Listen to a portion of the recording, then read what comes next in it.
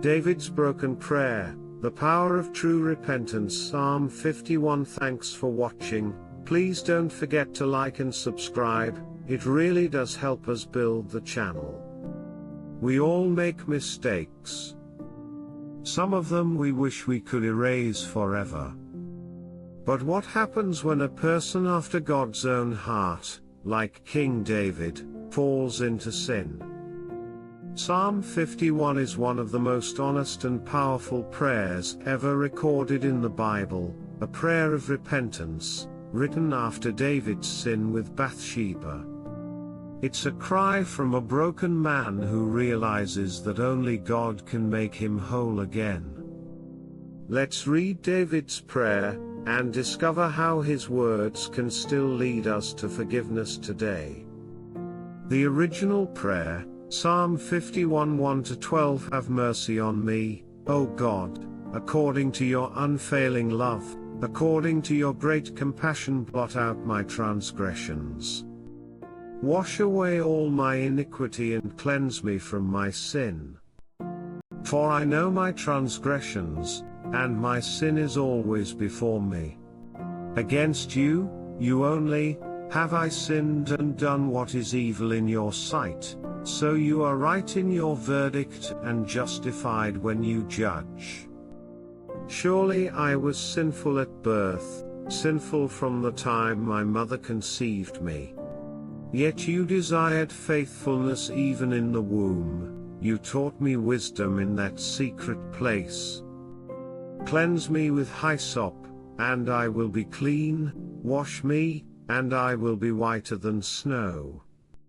Let me hear joy and gladness, let the bones you have crushed rejoice. Hide your face from my sins and blot out all my iniquity.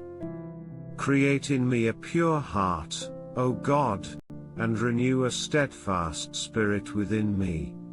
Do not cast me from your presence or take your Holy Spirit from me. Restore to me the joy of your salvation and grant me a willing spirit, to sustain me.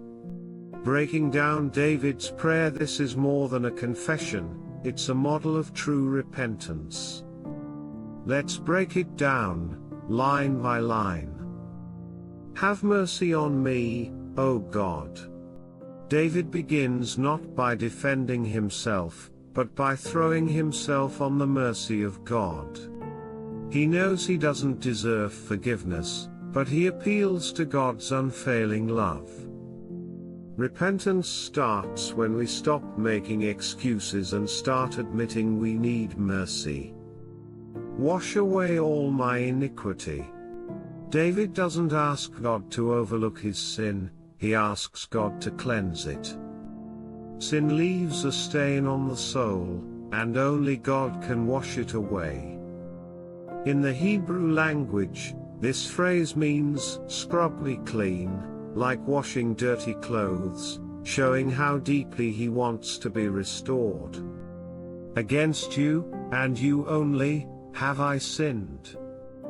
Even though David wronged Bathsheba and her husband Uriah, he recognizes that ultimately, sin is rebellion against God himself. This shows deep humility, and understanding that sin breaks relationship with our Creator. Create in me a pure heart, O God. David doesn't just want forgiveness, he wants transformation. He's asking God not only to wipe away the past, but to give him a new heart. The word create here is the same used in Genesis, meaning only God can make something brand new. Do not cast me from your presence. David had seen what happened when the Spirit of God left King Saul. He fears losing that connection, that closeness with God. It's a reminder that repentance isn't just about avoiding punishment, it's about restoring relationship. Restore to me the joy of your salvation. Sin drains joy from the soul. David's prayer shows that real repentance doesn't just bring forgiveness, it brings joy. When God forgives us, He doesn't leave us empty, He fills us again with His Spirit and peace. What this prayer teaches us today, Psalm 51, is more than David's story, it's our story. It shows three key truths about repentance that still apply today. True repentance begins with honesty. David didn't hide from his sin. He faced it. God doesn't want perfection, He wants truth in the inward parts. Healing begins when we bring our brokenness into the light. Forgiveness is possible, no matter how great the failure. If God could forgive David for adultery and murder, He can forgive us for anything. The cross of Christ is proof that mercy triumphs over judgment. Repentance leads to renewal. David didn't just pray to be forgiven, he prayed to be changed.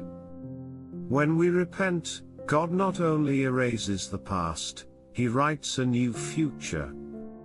Modern application and closing prayer. Maybe you've made mistakes that still haunt you.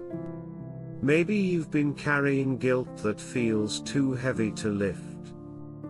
Psalm 51 reminds us that no one is beyond God's mercy. If we come to Him with a humble heart, He can create in us a new spirit, just like He did for David. Let's pray. Heavenly Father, thank You for Your mercy and unfailing love. Wash me clean from my sins and create in me a pure heart. Restore to me the joy of Your salvation, and help me walk in Your ways every day. In Jesus' name, Amen. If this prayer spoke to your heart, share it with someone who needs hope today. And don't forget to like, subscribe, and keep walking with us here at Christianity Daily, where faith grows stronger, one prayer at a time.